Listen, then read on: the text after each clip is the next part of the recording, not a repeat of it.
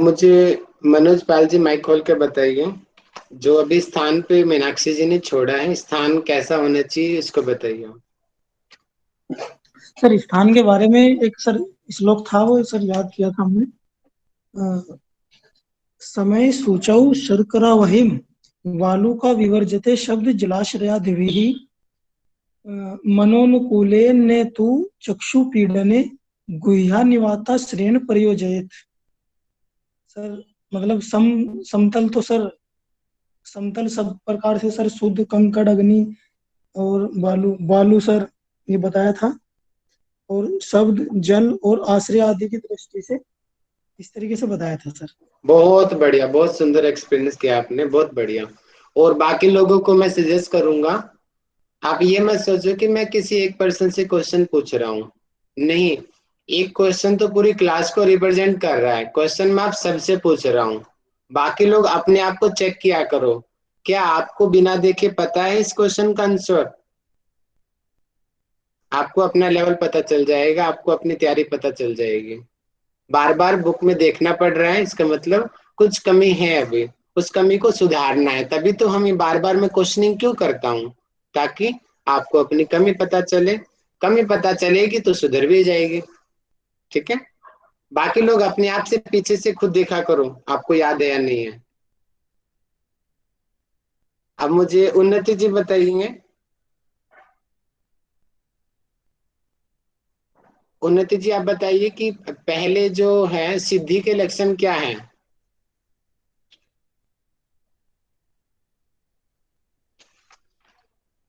उन्नति जी, सिद्धि के कुछ लक्षण बताए गए हैं, सफलता के जो चिन्ह बताए गए हैं, योग की सफलता के चिन्ह वो कौन कौन से हैं।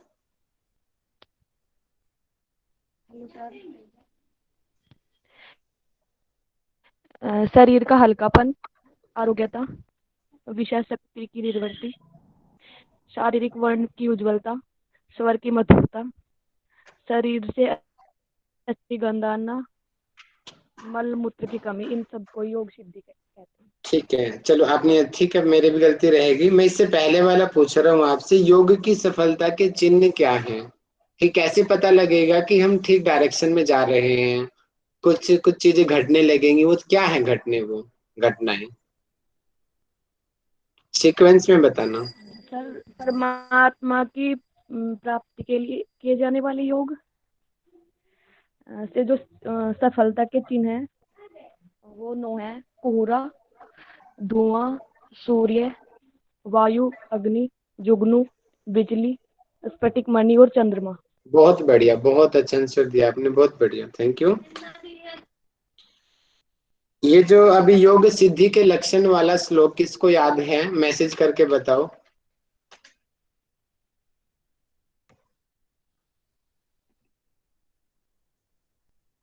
योग सिद्धि के सर लक्षण वाला। तो आप ये वाला हाँ कह रहे हो ना, लघुत्वम जी, आरोग्यम मनोलुप्तवम। बताइए बताइए। सर लघुत्वम आरोग्यम लोलुप्तवम वर्ण प्रसादम स्वर सौष्ठम च गंधः शुभ मूत्र पुरुषम अल्पम योग प्रवृत्ति प्रथमा वदंती। वेरी गुड, बहुत बढ़िया, बहुत बढ़िया, बहुत अच्छा आंसर दिया आपने। अगला मेरा क्वेश्चन है कौशल जी से। कौशल जी बताएंगे कि श्वेता सवतर उपनिषद में सृष्टि का क्रम क्या बताया गया है। अभी क्लास में हूँ, योगा क्लास में। ओके जी, तो मुझे अनुराधा जी बताएंगे श्वेता सवतर उपनिषद में क्या क्रम बताया गया। वेरी गुड रोमा जी।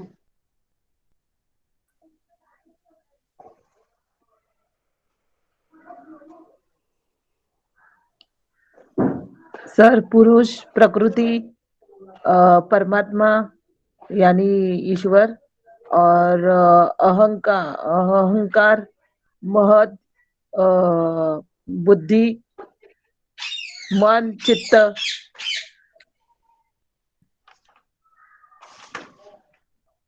आप उलझ गए हो।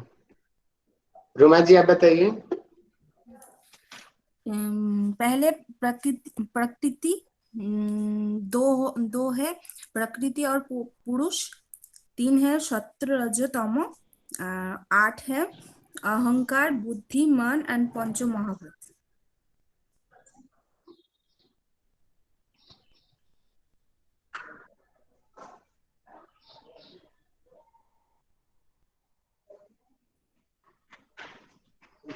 ठीक है, थैंक यू, बहुत बढ़िया। मन बुद्धि अहंकार पंच महाभूत, बहुत बढ़िया।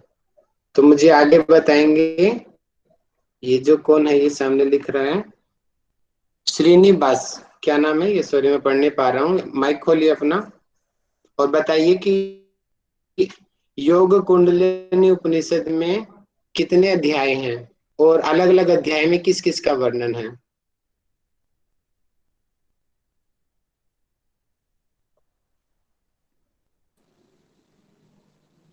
ये जो आईडी मेरे स्क्रीन पे है, ये कौन है ये?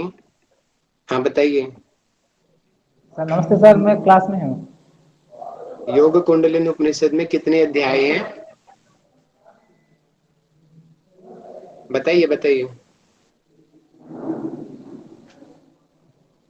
सर पता नहीं मैम। सर हम थैंक यू। बताएं? 3 अध्याय है सर सर। 3 बताइए रोशनी अध्याय जी, है। बताइए। योग जी कुंडली जी, रोशनी जी उपनिषद। बताइए, तीनों में शॉर्ट में क्या क्या चीज बताई गई। सर प्रथम अध्याय में चित्त की हम्म। चंचलता के कारण बताए हैं, प्राणों पर विजय प्राप्त करने के 3 साधन बताए हैं, कुंडली चलाने के 2 साधन बताए हैं, और प्राणायाम के बारे में बताया गया है।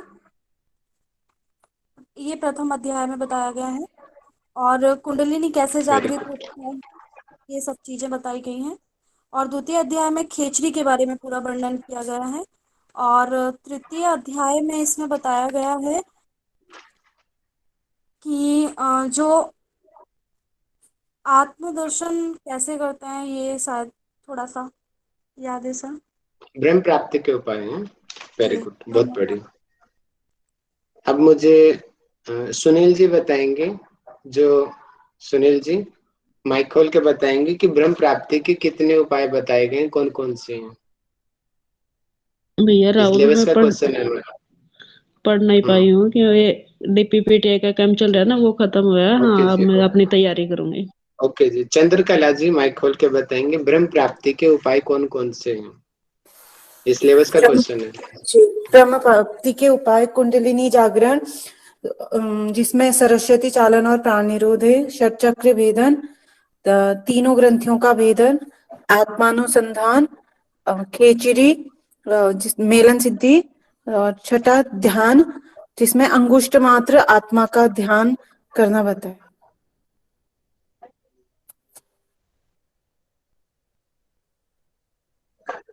Very good. अंजना अंजना शर्मा जी, खिचड़ी का मंत्र क्या है, खिचड़ी मिलन सिद्धि का मंत्र बताया गया है, उसके बारे में बताइए। सर अंजना अभी इसका शर्मा। नहीं पता है। हाँ जी, हाँ भैया, अभी इसका नहीं पता है मुझे भी।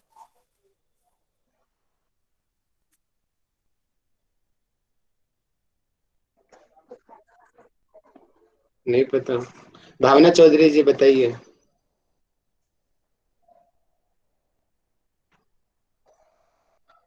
सॉरी हाँ जी, सर।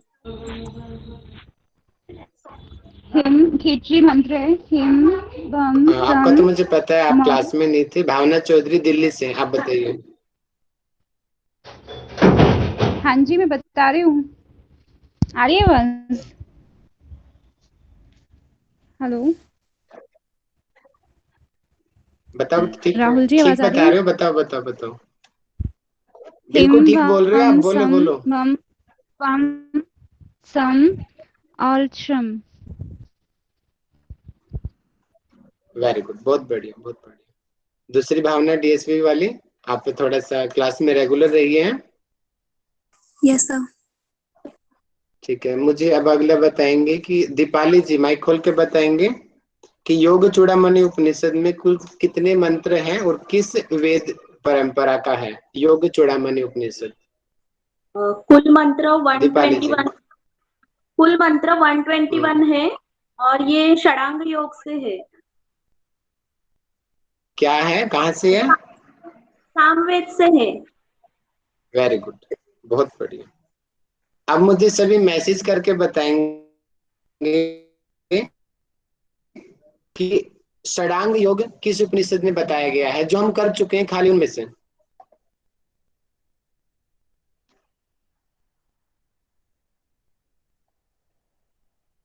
वेरी गुड रश्मि जी,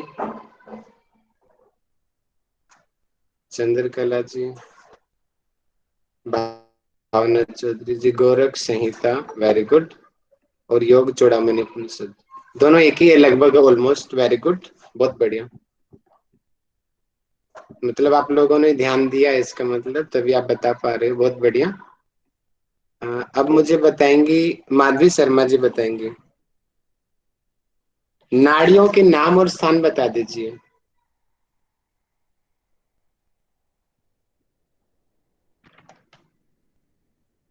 माधवी जी, प्रमुख 10 नाड़ियों के नाम और स्थान बता दीजिए।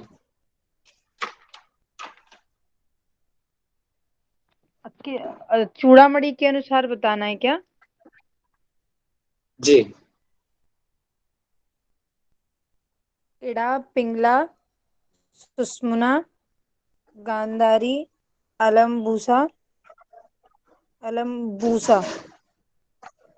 और फिर उसके बाद गांधारी, हस्तजीवा, पूसा, यशस्विनी, अलम्बूसा, कुहू, शंखनी। इड़ा का स्थान लेफ्ट नॉस्ट्रिल, पिंगला का राइट नॉस्ट्रिल, सुषुम्ना इड़ा पिंगला के बीच में, Gandhari left eye, Hastajiva right eye, Pusha right ear, Yashaswini left ear, Alambusha मुंह, कुहू जनेंद्रिय उपस्थ, शंखनी गुदा। बहुत बढ़िया, बहुत परफेक्ट आंसर दिया आपने, बहुत बढ़िया। नेक्स्ट मयंक जी, माइक खोल के मुझे बताएंगे पंच मुख्य प्राण और पंच उप प्राण कौन कौन से और स्थान कौन से हैं। जी प्रणाम सर। प्रणाम जी, बताएं। जी सर, पंच प्राण है प्राण, अपान, समान, उदान और व्यान। 5 ये प्राण वायु बताई गई है और 5 उप प्राण वायु बताई गई है, नाग, कूर्म, कृकल, देवदत्त और धनंजय। प्राण हमारे हृदय में होता है, अपान गुदा द्वार की ओर, समान हमारे नाभि चक्र में पाया जाता है, उदान गले में, और जो व्यान होती है वो संपूर्ण चक्र में घूमती है। और जो उप प्राण है उसमें नाग हमारे डकार के द्वारा कभी बाहर निकलता है, कूर्म उनकी ईलन, या फिर जब हम पलक झपकते हैं तो उसमें हमें कूर्म उप श्वास काम करता है, कूर्म उप प्राण मतलब। फिर एक कृकल होता है, जब हम कुछ छींकते हैं तब कृकल काम करता है। फिर देवदत्त जमाई लेते समय, और धनंजय हमारे शरीर के मरने के बाद भी धनंजय शरीर में भ्रमण करता है, घूमता रहता है। बहुत बढ़िया, बहुत बढ़िया। पूजा सिंह राजपूत जी, आपसे थोड़ा एडवांस क्वेश्चन पूछता हूं मैं। कुंडलिनी जागरण योग कुंडलिनी में कैसे बताई है, योग चूड़ामणि में क्या बताइए, दोनों का बताओ। पूजा सिंह राजपूत जी। जी राहुल जी, योग कुंडली उपनिषद में कहा गया है, सबसे पहले वहाँ पे शक्ति चालनी का वर्णन आता है कि शक्ति चालनी का अभ्यास करके, और वहाँ पे कुंडली जागरण की बात की गई है कि ईड़ा नाड़ी से आपको श्वास भरना है पद्मासन में बैठ करके, और फिर वो जो प्रोसेस रहेगी तो उसमें आगे जा करके वहाँ पे कुंडली जागरण हो जाएगी। और जब हम यदि चूड़ामणि की बात करते हैं तो वहाँ पे कहा गया है कि अजपा जप की बात की गई है, हंस विद्या की, और उसी का जब हम अभ्यास करेंगे 21,600 दिन में एक बार होगा, सॉरी मतलब पूरा दिन में हो जाएगा जब, तो वहाँ पे प्राण वायु के द्वारा, जो प्राण वायु जब आपकी कंट्रोल हो जाएगी तब वहाँ पे कुंडली जागरण हो जाएगी और मुक्ति की प्राप्ति हो जाएगी।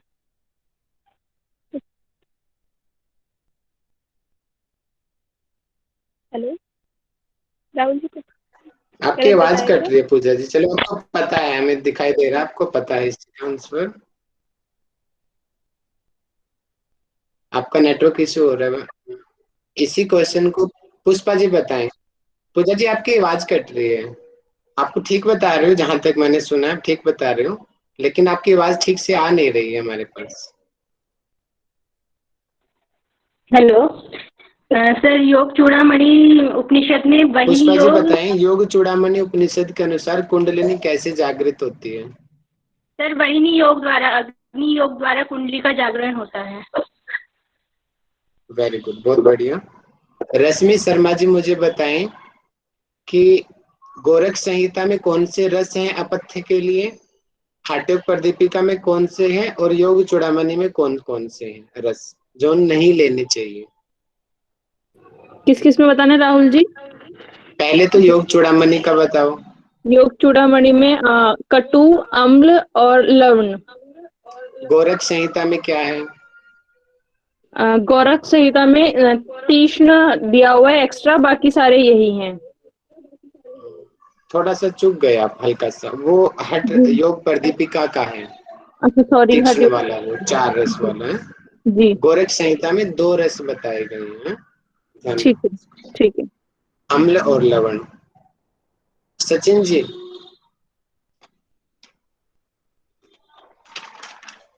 सचिन जी माइक खोल जी के सर। बताएं, मृत्यु मातंग केसरी किस बंद में यूज किया जाता है ये सब? सर मैं एक्चुअल में अभी 3 से 4 दिन बाद क्लास अटेंड कर रहा हूँ, थोड़ा बाहर था मैं।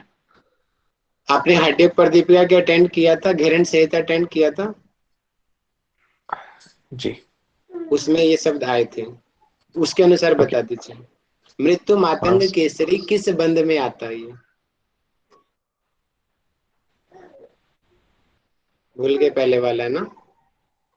रोहित जी ने जी कितनी मेहनत किया था, मैंने खुद भी पढ़ाया था। हट्य प्रदीपिका में भी, हट रत्नावली में भी, घेरन संहिता में भी, हर जगह आता है ये वर्ड। देखो मैसेज में भी आया हुआ है, इतने लोगों ने बताया। उद्यान बंद। स्वाति जी माइक खोल के बताओ, थोड़ा सा ध्यान रहो, जी एक्टिव रहो। उद्यान बंद। वेरी गुड, उद्यान बहुत बढ़िया। उद्यान बंधन का लाभ है ये। वेरी गुड, बहुत बढ़िया। शुभम शर्मा, शुभम शर्मा माइक खोल के बताएंगे कि बिंदु कितने प्रकार का होता है और कहाँ कहाँ होता है, क्या रंग होता है उसका?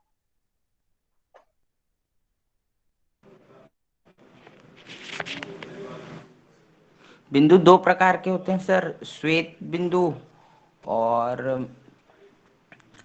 बिंदु बिंदु और रज बोलते हैं, और चंद्रमंडल और सूर्यमंडल भी।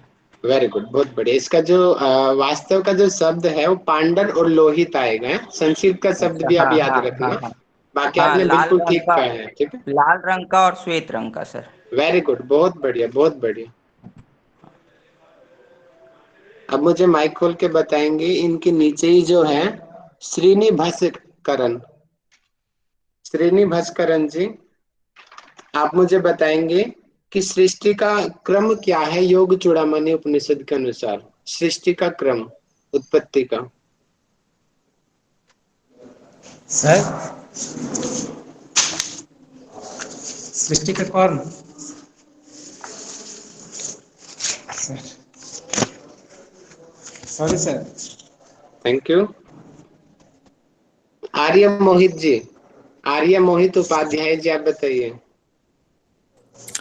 सर पहले आत्मा, आकाश, वायु, अग्नि, जल, पृथ्वी। Very good. सेम ऐसा ही क्रम किस हठयोगिक टेक्स्ट में बताया गया है, आर्य मोहित जी? सर थोड़ा सा अध्ययन अभी कम चल रहा है मेरा जी, और अभी अध्ययन प्रारंभ कर दिया जी मैंने, कोई दुगना कर बताओ दिया जी। माइक खोल के, कोई भी। गोरख संहिता। गोरख संहिता। गोरख संहिता। और हठ रत्नावली में भी था। घेरन संहिता। घेरन में, हठ रत्नावली। घेरन का तो मुझे याद नहीं है, वहां भी बताया है क्या? कहाँ है अमृतनाथ रेफरेंस, उपनिषद। बताना घेरन में कहाँ है ये? घेरन का किसने बोला था, रेफरेंस क्या है उसका, कहाँ है ये? शायद मुझे तो याद नहीं घेरन में भी है कहीं पर। यमुना साहू जी माइक खोल के बताएंगे कि ब्रह्मा विष्णु महेश का और ओमकार की मात्राओं का संबंध बताओ। सर मैं बाहर आई हूँ, अभी हॉस्पिटल आई हूँ थोड़ा। ठीक है, ओके जी, थैंक यू। विभा नागपाल जी, ब्रह्मा विष्णु महेश और ओमकार की मात्राओं का संबंध बताइए। हाँ जी सर। सर ब्रह्मा से रिलेटेड है, ऊ जो है वो विष्णु से रिलेटेड है, और माँ रुद्र से।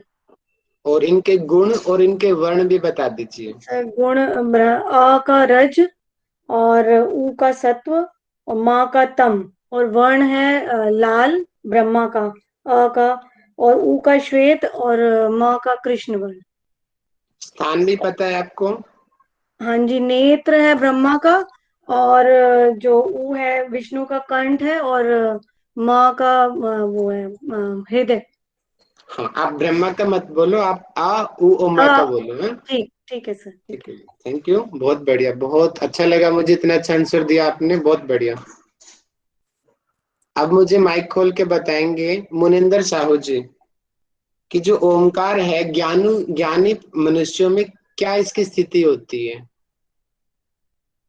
ये अधोमुखी होता है, ऊर्ध्वमुखी होता है, थोड़ा बताइए। मुनिंदर साहू जी,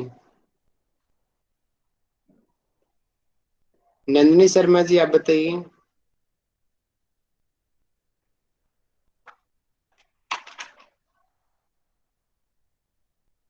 नीरज जी, आप बताइए। जी भैया,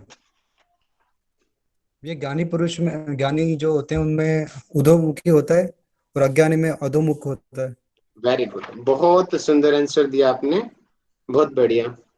अब मुझे लक्ष्मी कुमार जी, योग चूड़ामणि उपनिषद में प्राणायाम की क्या विधि है, कहाँ कहाँ पे ध्यान लगाना है, थोड़ा डीप क्वेश्चन पूछ रहा हूँ मैं आपसे, आप बताइए।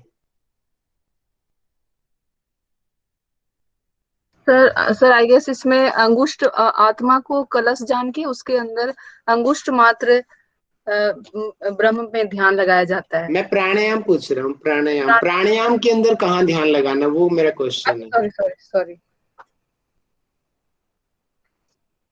सर, प्राणायाम में तो इसमें सर ओमकार का प्राणायाम बताया गया है, सामान्यता और मध्यम और उत्तम में, यही पूछ रहे सर? हाँ, ठीक जा रहे हो, और बताइए अच्छा इसके अंदर की चीजें। हाँ, इसमें जो हम प्राणायाम करेंगे उसमें पूरक, कुंभक और रेचक की स्थिति बताई गई है 12, 16, 10। फिर मध्यम बताई गई है 24, 32, 20, और उत्तम साधना बताई गई है इसमें 36, 48 और 30, पूरक, कुंभक, रेचक। ठीक है, अब ध्यान कहाँ लगाना है, वो मेरा क्वेश्चन है आपसे। ध्यान सर अंगुष्ठ मात्र हृदय में, अंगुष्ठ मात्र कलश के रूप नो में। नो नहीं, लक्ष्मी जी, थोड़ा सा विचलित मत हो, आराम से आंसर करो। कैसे, विधि क्या है, विधि बताओ इसके प्राणायाम की, कौन सा प्राणायाम है इसके अंदर, यहीं से आंसर आ जाएगा आपका। अच्छा सर, ये हंस जपा अजपा जप, ये गायत्री मंत्र है, नहीं है? इसका रिवीजन नहीं कंफ्यूज किया हो सर। आप, कंफ्यूज होगी। मीनाक्षी जी बताइए। हाँ, इतना आंसर आपने दिया, बिल्कुल करेक्ट था, लास्ट में थोड़ा सा गलत हो गया। मीनाक्षी जी, हेलो आप पूरा करें। सर, इसमें बताया गया प्राणायाम की विधि नाड़ी शोधन की तरह बताई है। इसमें बताया गया जब हम पूरक, कुंभक और रेचक करते हैं पहले, तो हमें अमृत समुद्र के निकले हुए गोदुग्ध के समान श्वेत चंद्र का ध्यान करना चाहिए। फिर उसके बाद जब हम दोबारा इसको दोहराते हैं तो हृदय कमल में स्थित सूर्य का ध्यान करना चाहिए। वेरी गुड, अब पता चला इसको कि जब हम, जैसे कि दो विधि होती है ना, चक्र हमारा, एक चंद्र भेदी का चक्र होता है, एक सूर्य भेदी का, ये कंप्लीट एक चक्र होता है। तो जब चंद्र भेदी वाला चल रहा है तो चंद्र का ध्यान करना है, और जब सूर्य भेदी वाला चक्र चल रहा है तो हमें सूर्य का ध्यान करना है। ये मेरा क्वेश्चन था आपसे, बहुत बढ़िया, काफी अच्छा बताया आपने। अगला क्वेश्चन मेरा, मुझे बताएंगे डॉक्टर विश्वकर्मा जी, आप मुझे बताएंगे षडांग योग के लाभ बताइए, योग चूड़ामणि उपनिषद के अनुसार।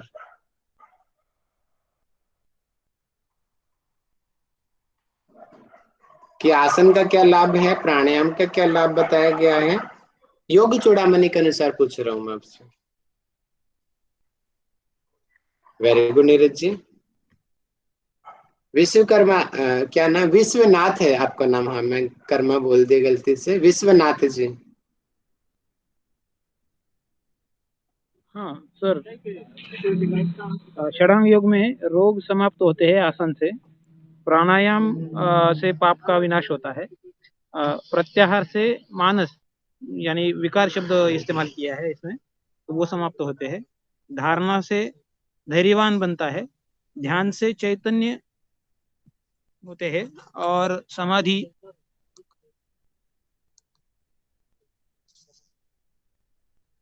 शुभ और अशुभ कार्य समाप्त हो जाते हैं। कार्य यानी कर्म, कर्म, हाँ, ठीक है। अब आपसे थोड़ा, चलो आप रोक लीजिए, मैं थोड़ा ट्रिकी क्वेश्चन पूछ लेता हूँ, डॉक्टर कपिल जी बताएंगे। अरे वो तो लेफ्ट हो गए। धर्मसीता जी, आपसे ट्रिकी क्वेश्चन पूछता हूँ। यहाँ पे समाधि से बताया कि शुभ अशुभ कर्म समाप्त हो जाते हैं, ऐसा योग दर्शन में कौन सी समाधि बताई गई है? लेकिन मैंने बताया था ये चीज आपको। हाँ, असंप्रज्ञात समाधि। कौन सी जी? असंप्रज्ञात समाधि। बाकी लोग मैसेज करो। अरे वाह, मैसेज तो इतने अच्छे अच्छे आ रहे हैं, बहुत बढ़िया। लक्ष्मी जी बताइए जरा।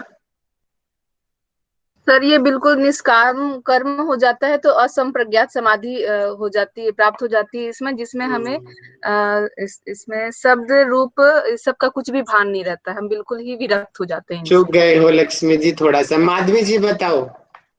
शब्द अर्थ और एक शब्द और कुछ था सर, भूल थोड़ा गई सा चूक गए हो लक्ष्मी जी, थोड़ा सा कंफ्यूज हो गए आप। माधवी जी बताइए, क्या है योग दर्शन में इसका नाम? मैसेज इतने अच्छे अच्छे आ रहे हैं, मैसेज में आंसर भी आ चुका है। चंद्रकला कोठारी जी बताओ, योग दर्शन में क्या नाम दिया इसका? धर्मिक समाधि, इसमें क्लिष्ट और अक्लिष्ट सभी वृत्तियां समाप्त हो जाती हैं, तो फिर धर्मिक समाधि होती है। Very good. कर्म और क्लेश समाप्त हो जाते हैं, चौथे पाद में बताया गया। ठीक है, आप हर तरीके से, हम एक बुक नहीं पढ़ रहे हैं, हम सब बुक का रिविजन कर रहे हैं साथ साथ में, सबका रिविजन होएगा, कंसेप्ट आपके ज्यादा क्लियर होंगे। खाली एक का करोगे बाद में कंफ्यूज हो जाओगे। ठीक है, बहुत अच्छा रिस्पॉन्स किया आप सभी ने। जी सर। वेरी गुड पूजा जी, बहुत बढ़िया। अब हम पढ़ते हैं त्रिशिको ब्राह्मणोपनिषद। देखो मैं बहुत स्मूथली चल रहा हूँ और स्पीड भी हमारी काफी अच्छी है, ऐसी कोई बात नहीं है, काफी अच्छे से हम चल रहे हैं स्पीड, और आप लोग भी काफी अच्छे से पकड़ रहे हो मेरी स्पीड को।